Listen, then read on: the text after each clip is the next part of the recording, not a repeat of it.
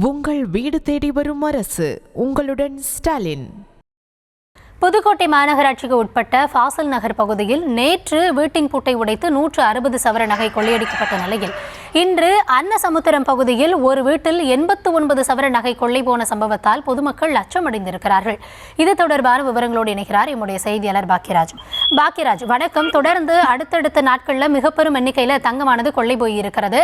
இது குறித்து அந்த பகுதியில் காவல்துறையினர் என்ன சொல்றாங்க? தொடர்ந்து இது போன்ற சம்பவங்கள் நடக்கிறதுனால பொதுமக்களும் அச்சத்தில் இருக்காங்க. போலீசார் தரப்புல என்ன நடவடிக்கை எடுத்திருக்காங்க?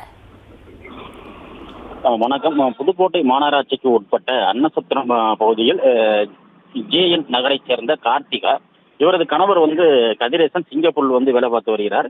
இந்த நிலையில் கார்த்திகா தனது வீட்டை பூட்டிவிட்டு பெங்களூரில் உள்ள அக்காவின் குழந்தை பிறந்தநாள் விழாவிற்காக அந்த விழாவில் பங்கேற்பதற்காக கார்த்திகா சென்றுள்ளார். இதை அறிந்த கொள்ளையர்கள் பூட்டியிருந்த வீட்டின் பூட்டை உடைத்து பீரோவில் இருந்த 89 சவரன் தங்க நகைகள் மற்றும் 170 கிராம் வெள்ளி பொருட்களை கொள்ளையடித்து சென்றுள்ளனர். பெருங்களூரில் இருந்து நேற்று இரவு கார்த்திகா வீட்டிற்கு திரும்பிய நிலையில் வீட்டின் முன்பக்க கதவு உடைக்கப்பட்டிருப்பதை கண்டு அதிர்ச்சி அடைந்த அவர் போலீசாருக்கு தகவல் தெரிவித்துள்ளார்.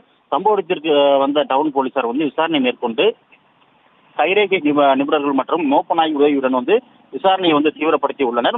இந்த நிலையில் புதுக்கோட்டை மாவட்ட காவல் கண்காணிப்பாளர் அபிஷேக் குப்தா அவர் கொள்ளை நடந்த வீட்டில் ஆய்வு மேற்கொண்டு எந்தெந்த மாதிரியாக கொள்ளை சம்பவங்கள் நடைபெற்றிருக்கு என்பது குறித்து ஆய்வு மேற்கொண்டார்.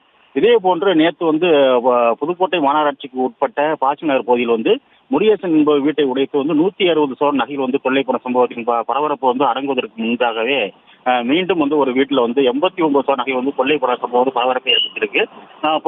பொதுவாக புதுக்கோட்டை மாநகராட்சி கோயிலில் நேற்று ஒரு நாள் மட்டுமே 2 வீடுகளில் நகைகள் கொள்ளை போயிருக்க சம்பவம் பெரும் அதிர்ச்சி ஏற்படுத்தியிருக்கு.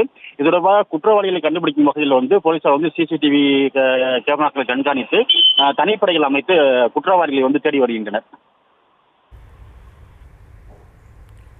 விவரங்களுக்கு நன்றி பாக்கியராஜ். உங்கள் வீடு தேடி வரும் அரசு. உங்களுடன் ஸ்டாலின்.